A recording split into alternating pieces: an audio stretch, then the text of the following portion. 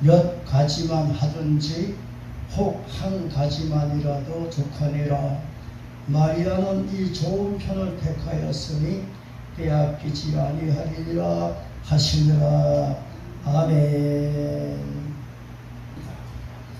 예의를 모르면 금수와 같다는 말도 있듯이 예의는 사람에게만 있는 것으로 사람이 마땅히 해야 할 기본 도리인 것입니다. 창조 세계의 결과는 만남을 통하여 이루어집니다.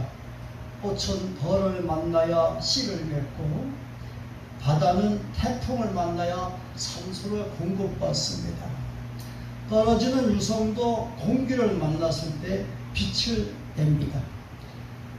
자연 만물은 모두 암수로 되어 있고 암수가 만나야 열매를 맺고 새끼를 낳고 종류를 보존합니다. 신앙생활도 이러한 원리와 비슷합니다. 하나님을 만나야 영의 교류로 영생에 이르는 열매를 맺습니다. 예배 시간에는 오직 하나님 만남에만 올인해야 합니다. 예배 시간에 딴짓하면 하나님을 만나지 못합니다. 하나님 만나지 못하는 예배는 시간만 낭비하는 헛된 예배일 것입니다. 오늘 본문 말씀은 이 점에 대하여 깨우쳐 주고 있는 말씀입니다. 본문 배경을 살펴보면 예수께서 한촌에 들어가셔서 마르다라는 여인의 초대로 그 집에서 설교를 하시게 되었는데, 마르다는 음식 만드는 일에 바빴고 그의 동생 마리아는 말씀 듣는 일에 바빴습니다. 마르다가 한참 음식을 만들다가 일손이 부족하게 되었습니다. 그래서 예수님께 부탁하여 동생 마리아를 자기에게 보내주시기를 요청했으나 예수님은 몇 가지만 하든지 혹 한 가지만이라도 좋거니라. 마리아는 이 좋은 편을 택하였으니 빼앗기지 아니하리라. 예수님이 이렇게 대답하신 것은 동생 마리아가 언니의 말을 뿌리치고 말씀 듣는 일에 고집했기 때문에 이렇게 되었다고 보여집니다. 마리아는 이 좋은 편을 택하였을 때 빼앗기지 아니하리라는 주님의 말씀은 마리아를 칭찬하신 것이며, 마르다 너도 음식 준비를 간소하게 하고 말씀 듣는데 마리아처럼 열중하라는 것입니다. 예배는 주님을 만나는 시간입니다. 주님을 만난 사람은 주님의 말씀을 열심히 듣는 것이 그분에 대한 최고의 예인 것입니다. 마르다의 음식 준비도 어떻게 보면은 주님에 대한 예의라고 볼 수 있으나 주님은 그것을 달갑게 여기지 아니하셨고 말씀 듣는 마리아를 칭찬하셨습니다. 첫 번째로 주님에 대한 사랑은 그분에 대한 예의라고 볼 수가 있습니다. 잠언 8장 17절에 보면은 나를 사랑하는 자들이 나의 사랑을 입으며 나를 간절히 찾는 자가 나를 만날 것이라 말씀하셨는데, 마리아는 주님 말씀 듣는 것으로 주님에 대한 사랑을 표현했다고 볼 수가 있습니다. 주님도 이러한 마리아를 사랑하셨습니다. 그래서 마리아의 요청에 응하지 아니하시고 마리아를 두둔하신 것입니다.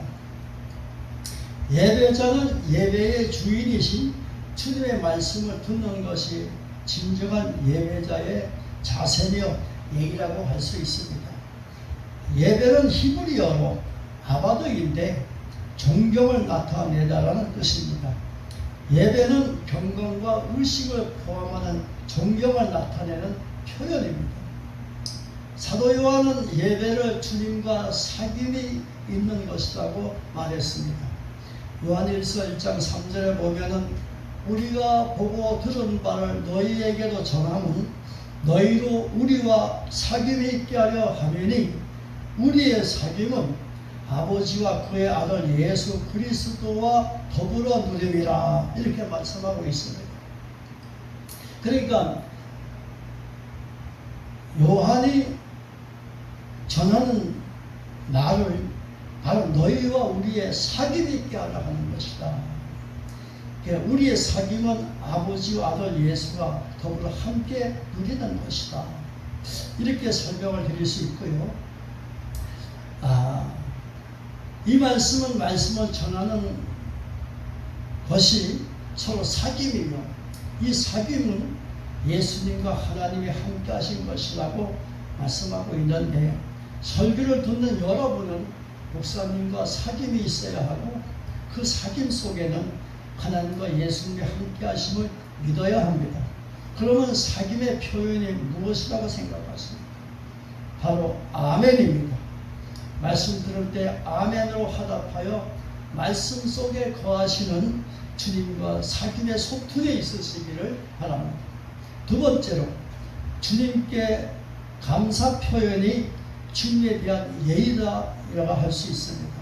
시편 138편 2절에 보면은 내가 주의 성전을 향하여 예배하며 주의 인자하심과 성실하심으로 말미암아 주의 이름에 감사하오리니 이는 주께서 주의 말씀을 주의 모든 이름보다 높게 하셨습니다. 그래 말씀하셨습니다.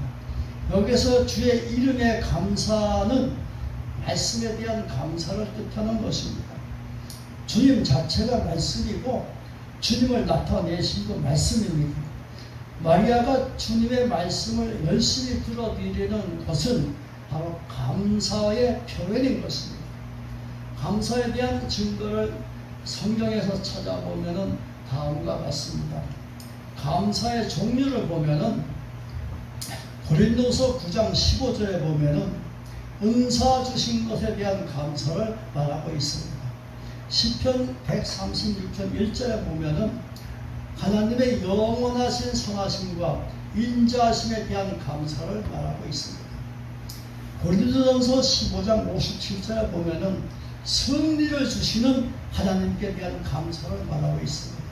로마서 7장 24절로 25절에 보면 예수님으로 말미암아 구원받음에 대한 감사를 말하고 있습니다. 감사의 시기는 언제나 하고 살펴봤더니 데살로가전서 1장 2절에 보면 항상 감사를 말하고 있고요. 데살로가전서 5장 18절에 보면 범사에 감사라는 것을 말씀하고 있습니다. 감사, 즉 항상 감사, 범사 감사는 모든 것에 감사라는 것입니다. 감사의 방법을 보면은 로마서 1장 8절에 예수 그리스도로 말미암아 감사라고 했는데 이는 예수님 때문에 감사라는 것입니다. 시편 50편 14절에 보면은 제사를 통하여 감사라고 했는데 이는 하나님께 예배함으로 감사라는 것입니다. 빌립보서 4장 6절에 보면은 기도와 간구함으로 감사라고 했는데 이는 하나님께 기도할 수 있음을 감사하라는 겁니다.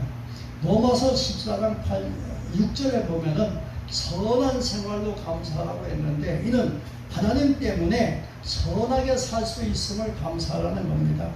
고린도후서 9장 12절에 보면은 물질로 감사하라고 했는데 이는 하나님께 헌금함으로 감사를 표현하라는 것입니다. 말씀을 들음으로 감사의 조건과 감사할 수 있는 상황이 어떤 것인지 발견하게 되는 것입니다. 말씀을 듣지 않으면 감사할 것이 무엇인지 발견할 수 없습니다. 그러므로 우리는 마리아처럼 만사 열리를 제쳐두고 말씀 듣는데 열심히 해야 합니다. 세 번째로 몸을 제물로 드리는 것이 주님에 대한 예의입니다. 로마서 12장 1절에 보면은 그러므로 형제들아 내가 하나님의 모든 자비하심으로 너희를 권하노니 너희 몸을 하나님이 기뻐하시는 거룩한 산 제물로 드리라 이는 너희가 드릴 영적 예배니라 라고 말씀하고 있습니다. 이 말씀에서 예배의 본질이 무엇인지 알게 됩니다. 주님께서 우리를 위해 몸을 주셨기 때문에 우리도 주님께 우리의 몸을 드리는 것이 마땅하다는 것입니다. 이것이 예배자의 최고의 예입니다. 몸을 드리는 것은 무엇이냐? 우리의 삶 전체를 드리는 것이 몸을 드리는 것입니다. 줄라우스 엘톤이라는 박사는 이렇게 말합니다. 신학 박사죠. 예배는 그리스도인의 생활 전부와 전 시간을 드리는 것이라고 그는 정의했습니다. 예배는 한 시간 드리는 것만 예배가 아니고 나의 생활 전체 전인적 삶을 드리는 것이 바로 예배인 것입니다. 성도는 예배마다 참여하여 하나님께 자신을 드림을 확인해야 합니다. 이것이 주님에 대한 예비. 예배의 본질은 내 삶의 현장에서 주님을 만나는 것입니다. 이것이 신학적 용어로 전인적 삶이라고 말합니다. 성경에서 그 예를 찾아보면 누가복음 24장 13절로 35절에 보면 제자들이 엠마로 가던 길에 예수님을 만났습니다. 요한복음 21장 1절로 14절에 보면 물고기를 잡는 디비라 호수에서 예수님을 만나는 장면이 나옵니다. 요한복음 20장 19절로 31절에 보면 숨어있던 제자들 그 방에 예수님이 오셔서 만나주시는 장면이 나옵니다. 제자들의 삶 속에서 예수님 만나는 것이 이렇게 기록이 되어 있는데 이처럼 성도들도 생활 현장에서 주님을 만나야 합니다. 물론 교회에서 만나야 하지만은 삶의 현장에서 만나야 하는 것입니다. 요한복음 4장 19절로 24절에서 보면은 예배 장소를 초월하는 것을 보게 됩니다. 구약시대의 예배는 지정된 곳 예루살렘 성전이 예배 장소였지만은 신약시대 예배는 두세 사람이 주님의 이름으로 모이는 곳이 예배 장소입니다. 어떻게 보면 우리가 생활하고 있는 삶 전체가 예배 장소라 할 수도 있습니다. 어느 곳이든지 신앙 고백하는 성도가 있고 주님이 계시고 신령과 진정으로 예배하면 그것이 참된 예배 장소가 되는 것입니다.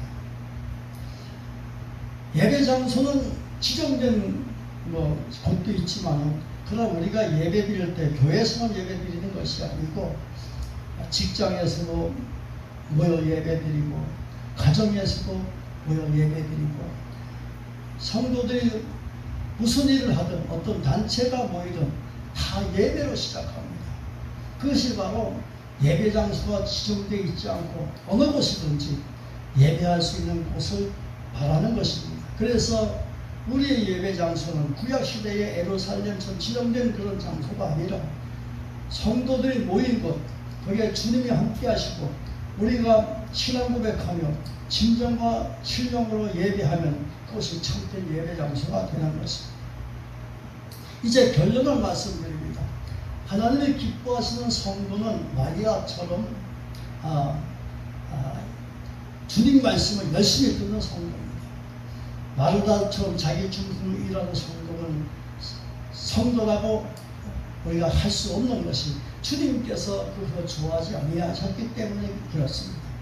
주님 중심 예배는 영과 진리의 예배며 하나님을 기쁘시게 하는 예배입니다. 이것이 주님께 대한 최고의 예의라고 할 수가 있습니다.